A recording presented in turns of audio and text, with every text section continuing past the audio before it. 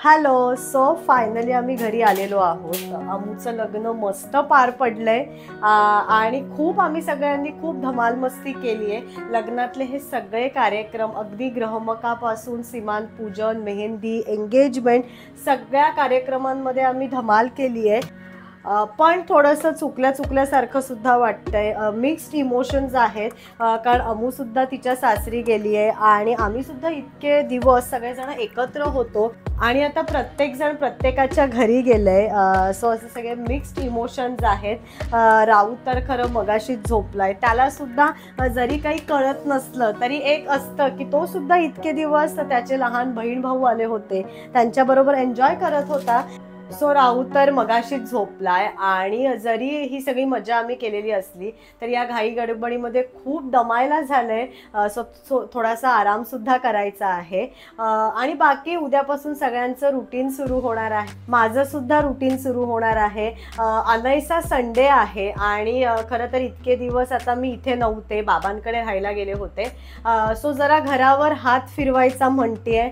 हॉलपासून सुरुवात करेन असं म्हणते. बाकी किचन, बेडरूम एक एक दिवस होतच राहील. लग्नासाठी नेलेल्या सगळ्या बॅग्स वगैरे सुद्धा रिकाम्या करायच्या आहेत, पण त्याच्या आधी आराम करणार आहे. सो उद्या सकाळी भेटूया संडे मॉर्निंगला.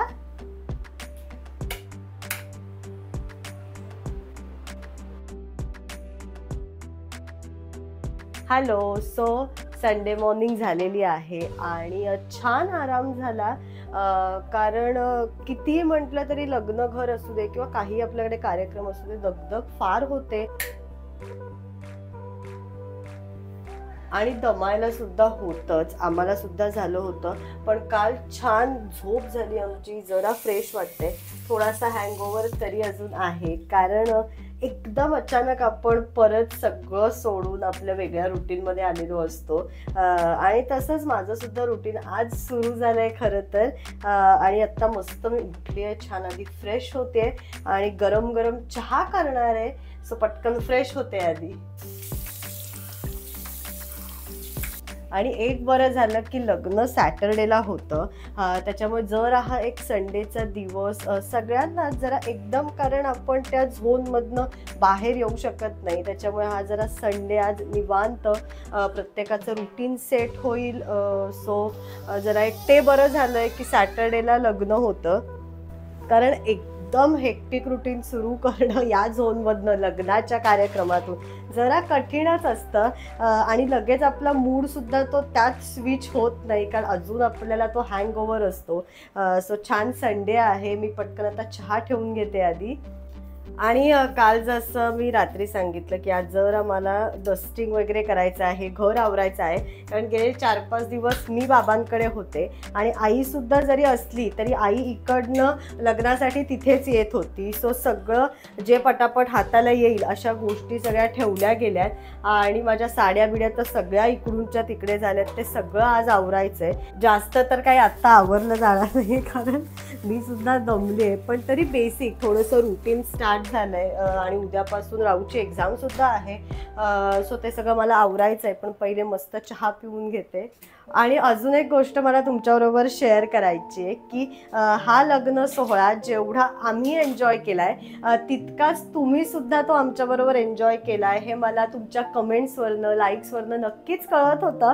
आणि खरंच मला त्या कमेंट्स वाचताना खूप छान वाटत होतं, कारण अमृता गंधारला तुम्ही खूप छान आशीर्वाद दिले होते. माझ्या फॅमिलीसाठी सुद्धा खूप छान छान कमेंट्स केल्या होत्या. मला सुद्धा पर्सनली की साडी छान दिसतेय, तू छान दिसतेस. सो हा एक्सपिरियन्स आमच्यासाठी सुद्धा खूप, खरं बघायला गेलं तर वेगळा होता.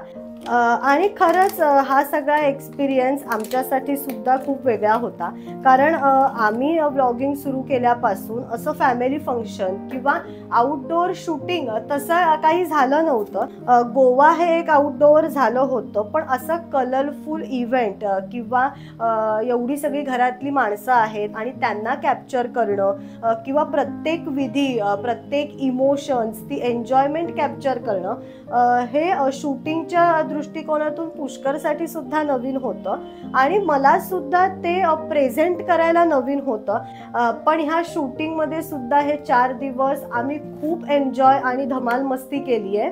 आणि ह्या सगळ्या प्रोसेसमध्ये घरच्यांचा सपोर्ट खूप इम्पॉर्टंट असतो आणि माझ्या घरचे तुम्ही बघितलेच असतील की त्यांनी सुद्धा ही प्रोसेस खूप एन्जॉय केली. मामा मामी, आत्या, माझी भावंड, कारण लग्नविधी किंवा ही फॅमिली फंक्शन्स होत असतात.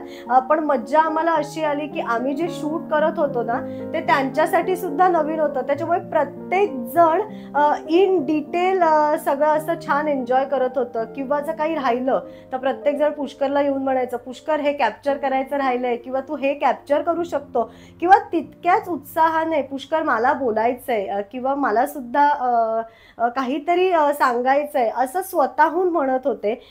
सो आम्हाला सुद्धा ते सगळं कॅप्चर करताना आणि खरंच हे खऱ्या अर्थाने आम्ही हे लग्न खूप एन्जॉय केलं. आणि एक खूप महत्त्वाची गोष्ट या सगळ्यात झाली म्हणजे हे 4ही दिवस आमच्या पूर्ण फॅमिलीसाठी संग्रहित झाले या व्हिडिओच्या माध्यमातून. आणि खरंच आहे, मला प्रत्येकजण फोन करून आज तेच सांगत होतं की पुष्कर, अंकिता, तुमच्या या व्हिडिओ शूटिंगमुळे आज अमृताचं पूर्ण लग्न प्रत्येक विधी न विधी छान संग्रहित झालाय लाईफ टाईमसाठी. सो खरंच व्लॉगिंगच्या दृष्टीने हा एक नवीन एक्सपिरियन्स मी आणि पुष्करने अनुभवला आणि छान वाटतंय आम्हाला की आपण जे करतोय ते सगळ्यांना खूप आवडतंय. आणि फॅमिली बरोबरच हे लग्नाचे 4ही दिवस तुम्ही सुद्धा माझ्याबरोबर हे लग्न तितकंच एन्जॉय करत होता. त्याच्यामुळे ह्या सगळ्या कॅप्चर केलेल्या मुवमेंट्स तुमच्याबरोबर शेअर करताना मला सुद्धा खूप छान वाटत होतं. सो चहा झालाय, पटकन गाळून घेते आणि सकाळी उठल्या उठल्या आधी चहा प्यायल्याशिवाय अजिबात फ्रेश वाटत नाही. सो मस्त चहा आधी पिऊन घेतो आणि मग पुढच्या कामांना लागते. सो फायनली चहा पिऊन झालाय, पटापट आता कामांना लागते. तर एक एक कामांना सुरुवात केली. सगळ्यात आधी चहाची जी भांडी होती तीच घासून घेतली, कारण जास्त काही भांडी नव्हती. तर म्हटलं जस्ट चहा पिऊन झालाय तर आधी पटकन तीच भांडी घासून घेऊया.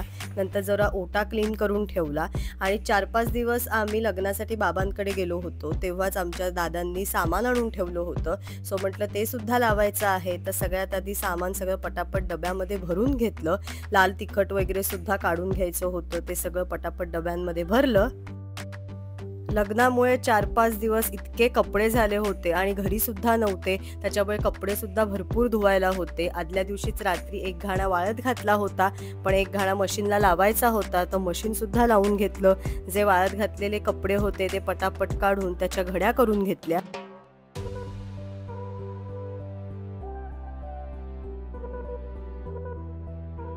तर किचनमधलं व्यवस्थित सगळं आवरून झालंय. कपडेसुद्धा एक घाणा लावलाय आणि काल आल्यानंतरच ऑलरेडी एक घाणा धुवून मी वाळत घातला होता रात्री. सो त्याच्या घड्यासुद्धा करून झाल्यात आणि जरा आता हॉलवर हात फिरवते. अगदी बेसिक, ॲक्च्युली संडेला मी जरा व्यवस्थित क्लीन करते घर, पण आज थोडंच करणार आहे. असं जरा थोडंसं सगळं जागच्या जागी वगैरे लावून घेते. सो हॉलसुद्धा पटकन आवरून घेते. सगळ्यात आधी सोफा आवरायला सुरुवात केली. सगळ्यात छान सोफा कवर वगैरे घालून घेतलं, उशा लावून ठेवल्या नीट.